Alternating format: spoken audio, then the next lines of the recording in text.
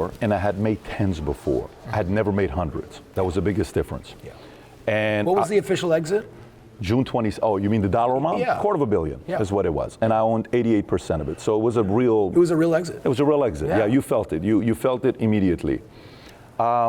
Big difference, because if you're playing Monopoly, the game of Monopoly, and you want to keep playing, and you're not somebody that kind of sits and holds your position, you want to kind of buy more. Yeah.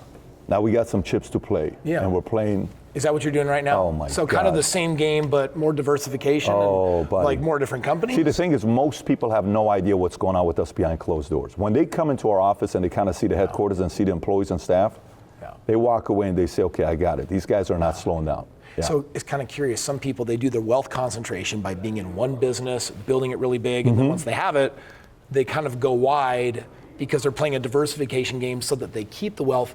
Are you doing something like that, or is it a different strategy? It's a different strategy. So are we going already? If we are, we're playing? Okay, great. So what I would say we're doing is very interesting what you said. So to me, here's what I learned.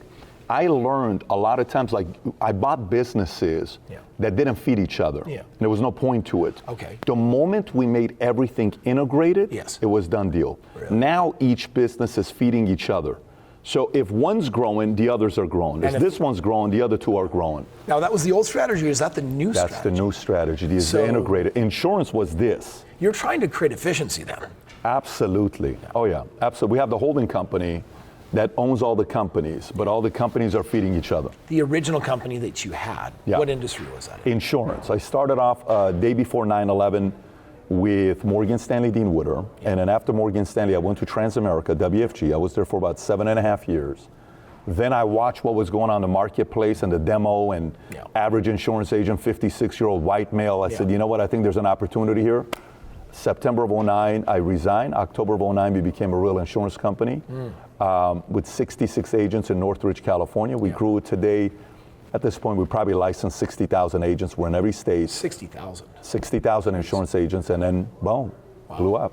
And then today, are you still in the same industry, or what have you moved into? Oh, no. I sold it 2 years ago, June 27, 2022. And that accidentally led into a consulting firm where we now do engagements for around 10,000 businesses, 60 plus countries. Yes. And it's a full-blown engagement. You want to raise capital, we'll help you put a pitch deck together.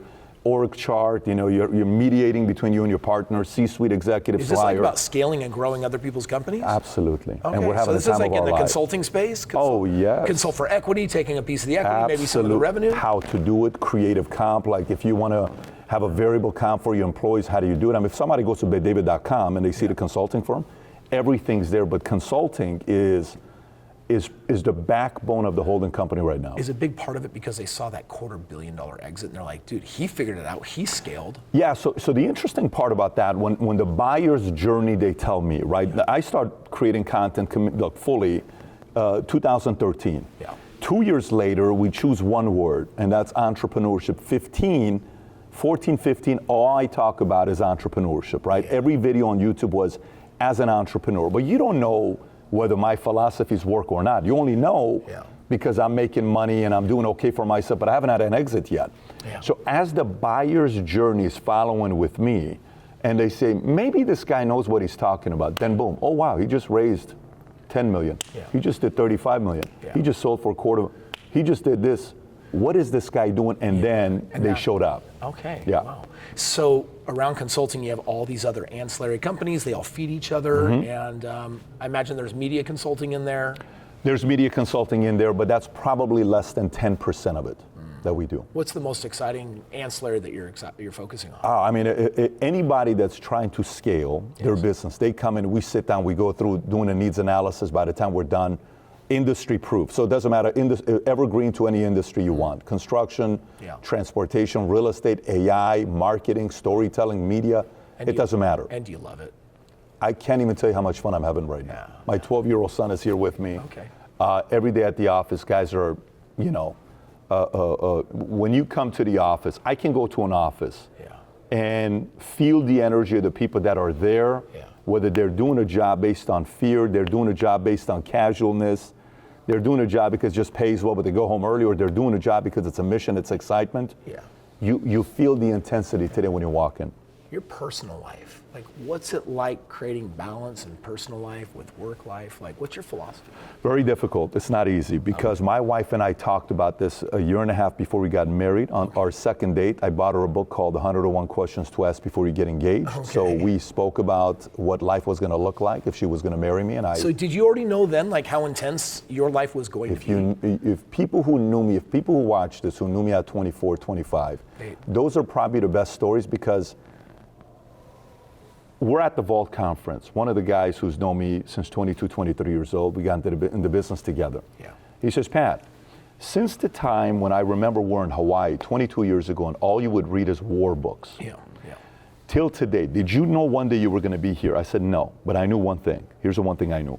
I knew I was never going to stop, ever going to stop. Yeah. I'm going on a 40-year run. Yeah. And for us as a family, what we have with my wife is Baden. She's at the office 5 days a week, not because she has to, she wants to be there. She works, she does her own thing.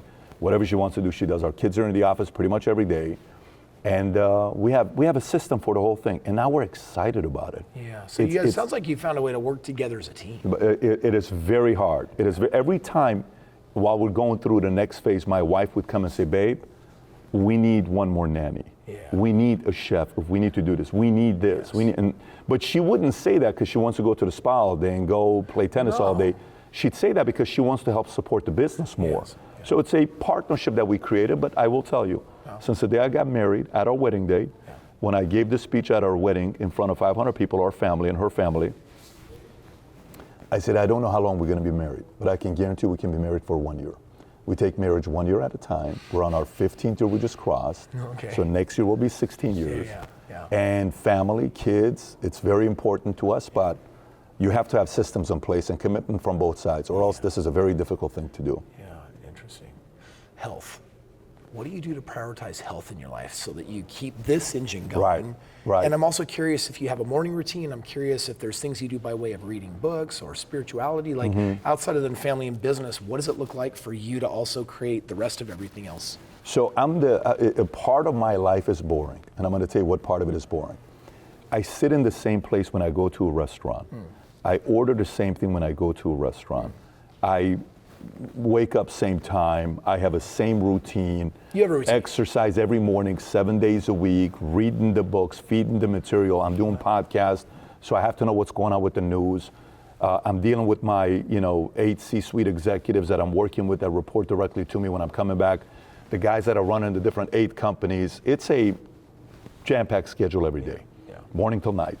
So it's a repetitive part where if you can get excited, it's not boring, about it the works. repetitive thing that the average person might say, this is boring. You mean to tell me I got to do this every day? Yeah, you do. If you can get excited about it, good for you. If you can't, somebody will. Yeah. So the way you're living your life today, is there any way 10, 20 years from now you look back and have regrets about the way you have created your life, your world? I don't live life like that. Okay. And here's what I mean by I don't live life like that. Like I look back and I see the number of mistakes I've made. But what am I going to do? Like, am I going to sit there and harp on it and sit there and worry about it? Is that going to make me a better father, a better mother, a better husband, a better leader? It's probably not. And if you think about the book Power versus Force, and you think about the levels of consciousness you get into where you destroy your life and you start kind of working backwards, courage is the first level where you go into being free, right? Courage, neutrality, willingness, acceptance, reason, love, joy, all that stuff you're going into. Below it, you're dealing with pride, anger, desire, fear. That's where you're going. The more you're calibrating here, everything drops. So, and by the way, every one of us falls here at some point. You just don't want to stay there for too long and come back up here. So if I live in a mode where I'm sitting back and saying, I shouldn't have done this, I shouldn't have done that, I'm probably going to lose 2-3 years of my life. So you're pretty committed then to being in the higher vibrational energies, positive emotions. Is that right? I don't have a choice. The vision is that important and the vision is that big. So, when you are that committed to a vision that you're pursuing, there is no compromise. Got it. I'm curious, when you face a challenge or a struggle, a lot of people buckle. When you face a challenge or a struggle, like, what's your immediate go-to response? Oh, I do as well. I mean, don't get it twisted. We're at the event. While I'm at the event at the Vault, we got nearly 6,000 people at the event, and things don't go the right way. Yeah. You know, we got this guy coming up, and that thing didn't work, and this guy did this, and that guy did this. I'm behind closed doors, and this is what everybody sees here, but people don't see what's going on back there, right? So this isn't about trying to be emotionless and be a robot and being ice cold and not, you know, this stuff not mattering to you. No, except the difference is this. Before, when something would bother me and maybe would keep me up for a month, the goal was to try to bring down to a week, then it was to try to bring down to a day, then 6 hours, then 3 hours, then 2 hours, then 1 hour, then 30 minutes. Yeah. The sooner I can get over it and move on, the better it is. But there's never going to be a time. Yeah. Even right now, president election debate that was taking place last week, Trump or Kamala, who's had more shots being taken at them, you and I or them? Probably them, right? Do you think when Kamala said, hey, they say people walk out of your events, you think that hurt him? You saw he reacted to it. He didn't like it. Do you think she liked it when he made comments about her? Hey, her father's a Marxist and he taught her well. Do you think she liked it? But if you can find a way to go, ooh, you just pissed me off. Calm down, it's fine, boom. But this is a natural reaction. Because if we don't have this, we're robots, and we're not robots. Okay. It's just finding a way to bring this down. So emotional regulation and the ability to, At the by highest choice, level. pull yourself back in. Yeah. That's important. So basically, recover fast. That we have no choice, right? If you want to play at that level. Yeah. To entrepreneurs that haven't had a $250 million exit, that are out there hustling and grinding and trying to figure it out, in hindsight, where you stand today, Patrick, what advice would you give them to give them the excitement or encouragement to want to keep going or to figure it out? Yeah, so, you know, there's a few things that I would tell you. The lowest level, the benefit I had early on, if you can get the right people to shadow, I don't think we recognize that enough. Yeah. If I can work with somebody like you, let's just say, right, and I'm 22 years old, and I see how you handle when you come into the office, what's the first thing you do? How do you run your meetings? What notes do you write? How do you handle the board? Yeah. When you grab the mark and you start explaining things. How do you handle conflict? How do you handle something breaking down? I'm like, oh, wow, that's actually pretty good. I can learn. If you can get the right person to shadow Yes. and work under them for a few years, that is the equivalent of getting an MBA times 10. So apprenticeship, mentorship, At finding the highest someone more level. successful.